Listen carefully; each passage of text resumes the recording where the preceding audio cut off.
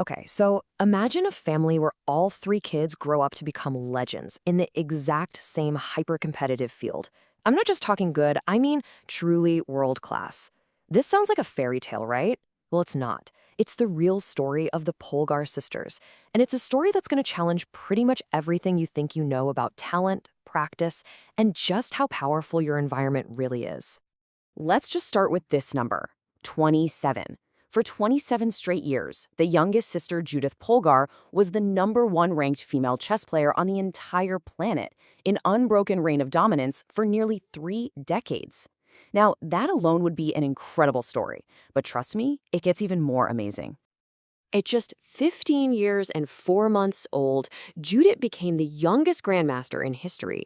She didn't just break the record, she completely shattered the one held by the legendary Bobby Fischer.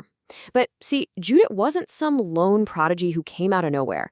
She was actually the final and most powerful result of an experiment that had been going on for decades. So, that brings us to the big question, the one we're really going to dig into here. How in the world did this happen? How did one single family, one set of parents, produce not one, but three chess masters? Well, the answer is that it wasn't an accident. It wasn't a miracle, and it wasn't some lucky genetic lottery. It was a plan. The architect of this whole thing was a Hungarian man named Laszlo Polgar. Our story really kicks off back in 1965 when Laszlo started writing a series of pretty strange letters to a woman named Clara. See, he wasn't just looking for love.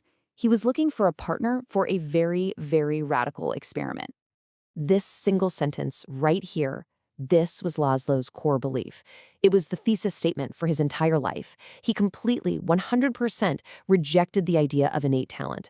He was convinced that genius wasn't something you were born with, but something you could build. Laszlo believed in this idea so strongly that he wanted to test it on his own children. He was literally looking for a wife who would agree to raise their future kids as living proof of his theory. And you know what? He found one. Clara, who was a teacher. She also believes that with the right kind of instruction, anyone could achieve mastery. So with his partner on board, Laszlo created a blueprint to turn his theory into a reality. And he chose what he thought was the perfect field for his experiment: chess. His plan basically had 4 main pillars. He chose chess, and then he engineered an environment of complete and total immersion. This wasn't just some casual hobby, It was the entire world for his 3 daughters, Susan, Sofia, and Judith.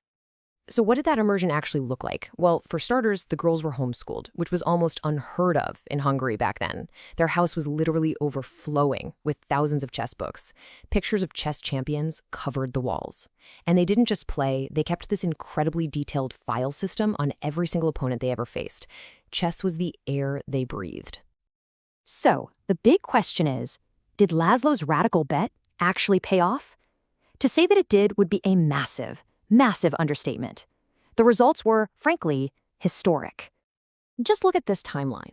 Susan, the oldest, starts at age 4 and is beating adults within 6 months. Sofia, the middle child, becomes a world champion at 14. And Judith, the youngest, could beat her own father by age 5 and was one of the top 100 players in the entire world at just 12 years old. The experiment was a staggering success. Now, I know what you're probably thinking. Hearing all of this, a pretty natural question comes to mind. This all sounds incredibly intense. Was this a miserable, forced childhood? Were these girls basically robbed of being kids and just forced into a life of nonstop, grueling practice? Well, there's a great story about this. One night, Laszlo found his middle daughter, Sofia, playing chess in the bathroom long after she was supposed to be in bed. When he told her to go to sleep, she replied, "Daddy, they won't leave me alone," meaning the chess pieces. The passion was completely her own. And that's really the key here. In interviews, all 3 sisters described their childhood not as grueling, but as entertaining and attractive. They genuinely loved the game. They couldn't get enough of it. So the environment their father created, well, it didn't feel like a prison. It felt like a playground. So let's zoom out and connect this amazing story to a really powerful idea that affects all of us. The Polgars are an extreme example, for sure, but they reveal this universal principle about how our own habits and desires get formed. It's all about the invisible architecture of our lives. Think about it.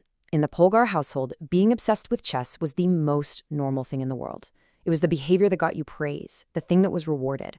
Their culture made an absolutely extraordinary habit feel completely. And this is the big takeaway for all of us, right?